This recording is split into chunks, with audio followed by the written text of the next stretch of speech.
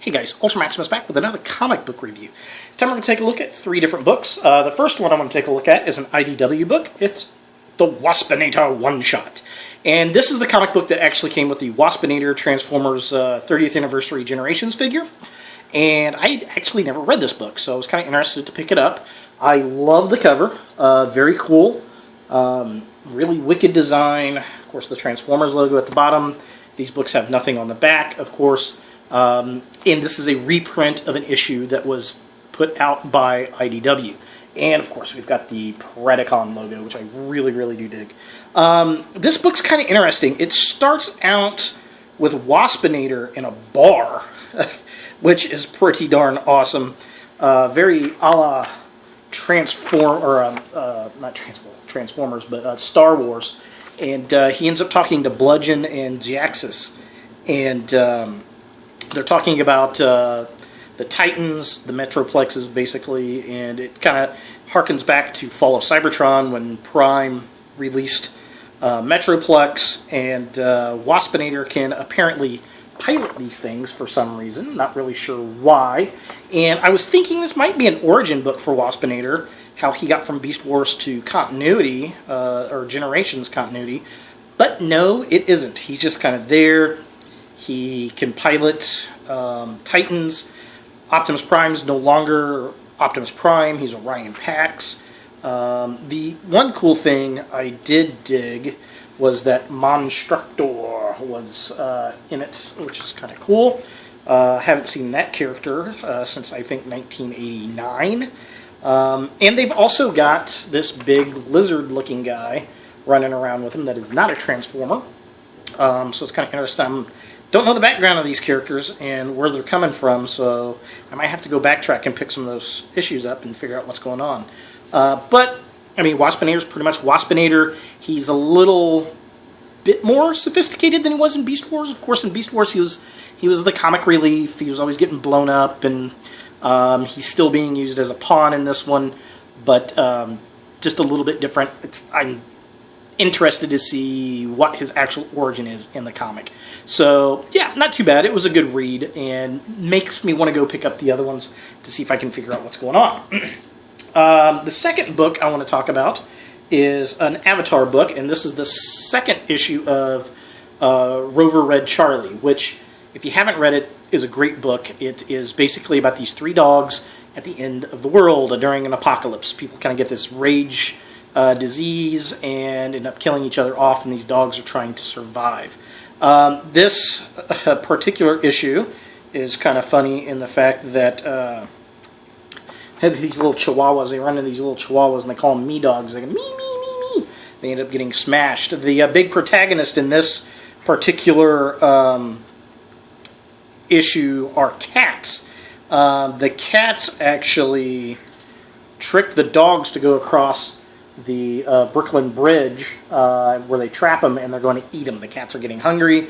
The cats are obviously evil in this world, and since this is a dog story, and they kill the dogs and eat the dogs because they don't want to eat the human flesh because they think it's poisoned or rotten. So yeah, and the dogs end up getting away, and they decide that, what's going on? What are we going to do? We don't know. They're looking for food. They get hungry. They haven't eaten. They're just trying to figure out what's going on, and then they kind of notice, hey, look, it's New York, and they're like, is that where we used to live? And, I kind of like it. Yeah, it's a good book. It's interesting.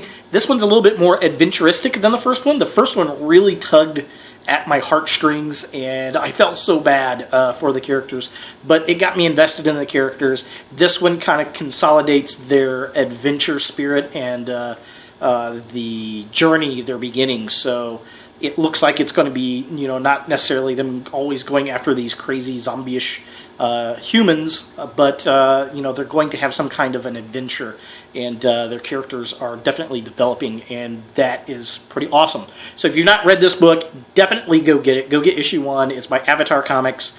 It is just absolutely great. Garth Ennis wrote the book, and you can't go wrong. Absolutely love that book. The last book I want to talk about is a Marvel book. It's Origin 2, issue number 2. And, man, there are things I like about this book and things that I don't. First off, I'm very upset with the cover. It is not the same kind of cover that issue 1, where it had an inlaid cover and the plastic overpiece. I really think they should have just went with that on every single issue.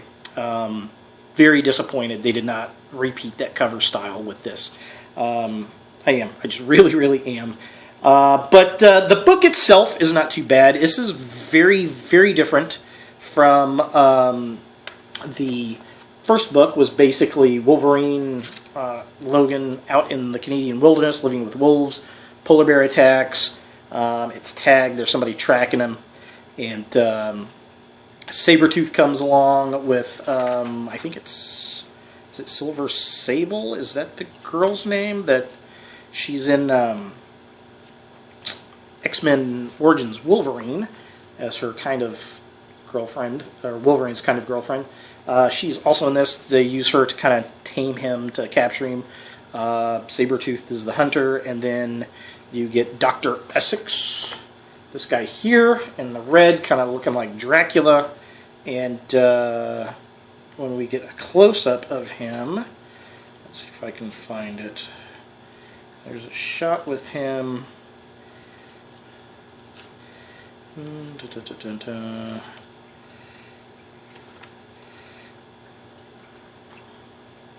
He pretty much reminds me of Mr. Sinister. He doesn't have it on his forehead, but his little minions have the little diamonds that Mr. Sinister has. So I'm wondering if it is Mr. Sinister. Not really particularly sure. There's another group of people that pretty much are trying to capture Wolverine 2, you know, the wild man of the woods sort of thing, and they end up capturing him. Well, Sinister's on his own, or the guy I think is Mr. Sinister is on his own, and Silver Sable and Sabretooth are along with this guy, and they end up capturing Wolverine and putting him in the circus, which is kind of interesting. Very, very different. Not where I was expecting this book to go at all. So story-wise, it's interesting. It's taking some characters from a different direction. I'm definitely digging that. The thing about this book is I'm not digging the cover. Now, that did drop the price at $1, but I'd gladly pay the extra money for the much cooler cover. I don't know. That's just me.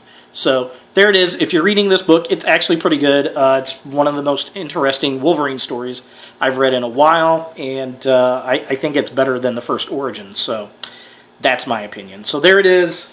Origin 2, number 2, Rover Charlie number 2, and the Waspinator one-shot. Thanks for watching, guys. Look for more videos in the future. Have a great weekend. Go Broncos.